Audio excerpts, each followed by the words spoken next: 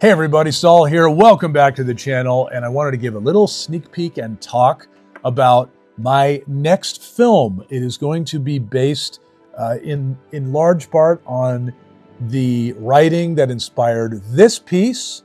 Well, it is going to be totally based on the writing, but I am very excited. This is part 2 of Mermaids and Monsters Unbound, and it is the thrilling conclusion to the monster Frankenstein meeting the Arctic mermaid, and there's a bit of a rescue that happens. Very daring. So I wanted to talk about that a little more in this video, just to update you guys, because exciting things are happening. I wanted to talk a little bit about the overall tone of the piece and just some things that I feel pop culture misses in general about Frankenstein's monster. And I absolutely love revisiting Mary Shelley's Frankenstein for that reason, besides the fact that it's just one of the greatest books ever written.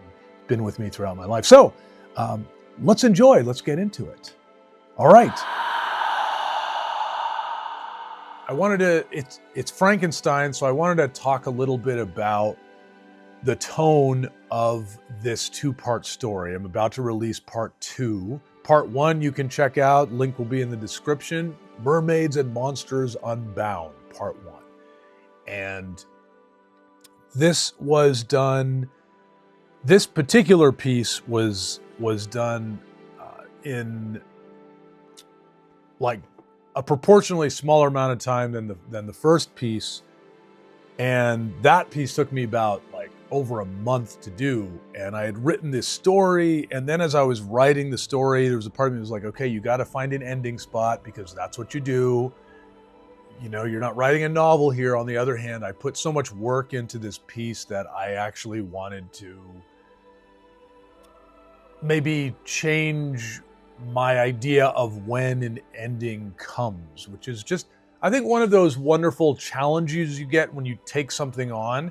And I think the bigger the energy that it demands from you, I think that it provides a unique opportunity to push you in new areas. I'm very interested in what people who do a large body of work are forced to find in themselves, the challenges they go through, the gauntlet they pick up, and that, I think, has certainly been the case with Ghost in the Gaslight, all the places it's taken me, and this project was no exception. So we'll go into this a little more, and then because this is a theme on Frankenstein, I did want to talk a little bit about Frankenstein. Actually, let me do a better focusing camera. Okay, so I think this will pick up a little more of all the little things happening. The other one did pretty good, but there is a wonderful blue on this sky. Actually, it might be better if yeah, that's good. Yeah, so I really got to study warm and cold colors, and the previous piece, which is about twice as big, which I will, maybe I'll put some B-roll of it. But it was done with duotone, which was 3 colors, black, white, and yellow. And after over a month of that, and I found that on the way my story got so long, I needed another illustration for it. And I was like, God, but I need to post this now. I've been telling everyone I'm going to post this now. And that's one of the great things about deadlines, is they just get you really creative. They push you to just come up with solutions, problem solving, good old-fashioned problem solving. So then I thought, you know what? Maybe I'm just going to have some fun. I was just in this intense place with this other visual story for the last month. Let's see if I just take the residual inspiration, the flow state that I'm having, and I'm just going to open this beautiful art journal of mine, and let me just take another piece of the story, and I'll illustrate that for the second post. And so I did, and this was one of the most cathartic, competent things I think I ever did, in the sense that I had all of this building up in me from only working with those three colors, black, white, yellow. And I had become intimate with this story and the characters. And then putting it in this art journal let me know this doesn't have to be finalized. Just have fun, let loose. And this is just one of my most favorite pieces of Ghost in the Gaslight. And it's in an art journal. So pretty excited about that. And then I wanted to talk a little bit about the tone of the story. This is all, kind of sneak peeks and updates. But I think one of the reasons that I got so into this tale, and I have been into Mary Shelley's Frankenstein for, as many of you who have followed this little Frankenstein series I'm doing since 8th grade, and just love it. It just gets better with age, this book. And there's so much philosophy. There's so much meditation on cruelty and kindness and beauty. And it's a romantic book. It's romanticism. It's writing to appeal to our emotions, not our intellect. And it's one of the first books of its kind, and arguably arguably the greatest, but definitely one of the greatest. The use of language is just, I think, phenomenal each time I come back to it, as any of those romanticist books are that I've read. But I recommend you check out a copy of it. The reason I bring it up is because I think that's part of what compelled me to write this. And I've done like smaller stories of Frankenstein's monster as well. But I think that when I was writing this story, and there was something about when I write about mermaids, there's that romantic flourish too. Like it's just this emotional experience. And I had always kind of wanted to put a mermaid in my Frankenstein stories.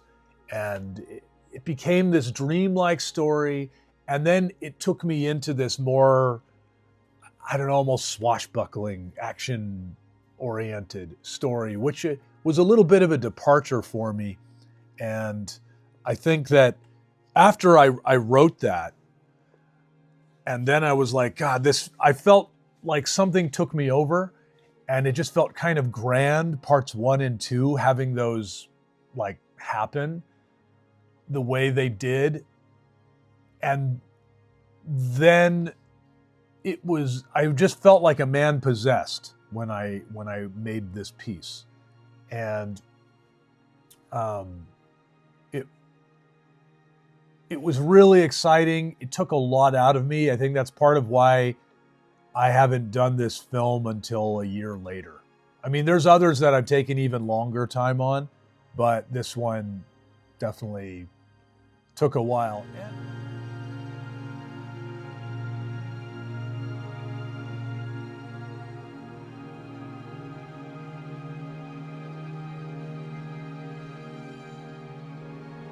And also, one of the interesting things with, I think, the trajectory of the creation of the monster of Frankenstein and his foray through pop culture where we are now is Hollywood has a certain idea of movie monsters, and I think where it went to was more a testament to the tone of where Hollywood believes monsters and horror goes versus the original romanticism concept of Frankenstein's monster, which he's appealing to our ability to feel. I mean, when he starts learning language in Mary Shelley's book, and he starts talking to his creator, Victor Frankenstein, and he's trying to really win him over by appealing to his heart and his empathy. And the way he's doing that is so beautiful. It's so breathtaking. And I think one of the tragedies, even though Mary Shelley enjoys a crazy amount of immortality because of this creation she made, it really departs from what she was doing. And that romantic tone, it's almost an operatic expression of pain that he has, his loneliness. And that's not in any of the movies. There's one movie, which I'll bring up. But for the most part, he is always sympathetic, which is, that's important. But there's always this thing of like, he doesn't know his own strength. He's kind of a mirror that Victor Frankenstein doesn't know his own ambition. They both are at odds with that, and they're both realizing the monstrosity of that. Victor Frankenstein's monstrosity is his ambition. The monster's monstrosity is his strength, that he can just kill people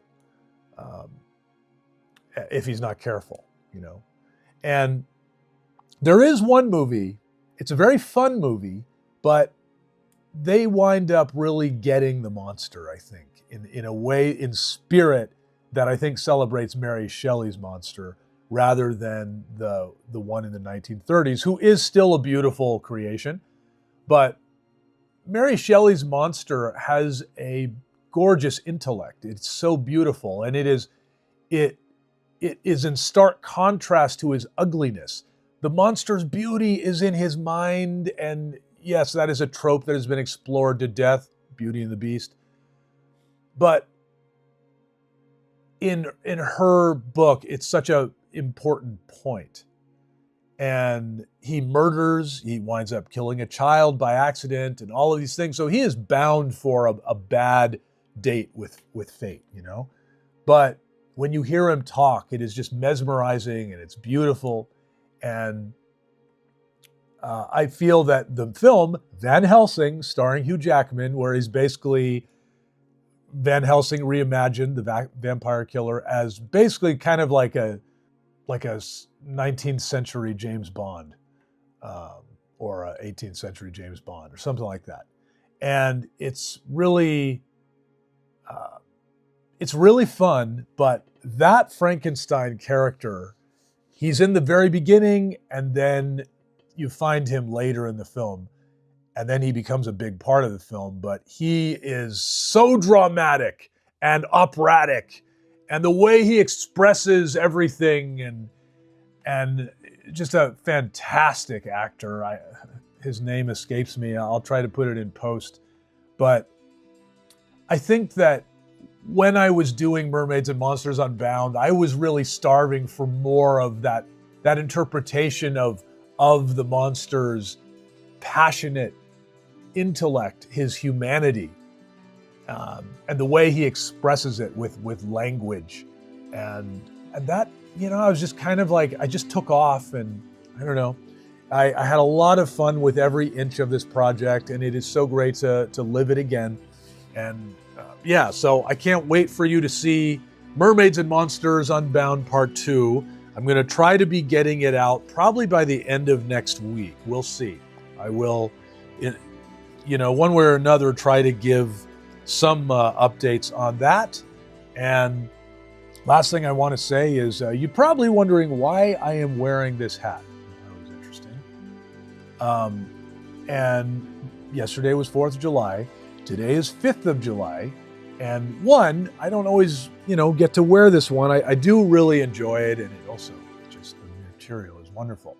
But 5th of July is very exciting here at Ghost in the Gaslight, because it is the last American holiday. It is the day after the last American holiday before Halloween. So we're in what I call now the 4 months of October. Now, I'll let that just kind of hang in the air.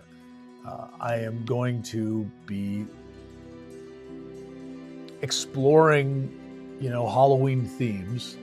And this is kind of what tends to happen, is I feel like Halloween gets really fun until it's just everywhere and everyone's shopping it like crazy in October. But I love September for Halloween, and I guess I'm kind of extending that high that I feel.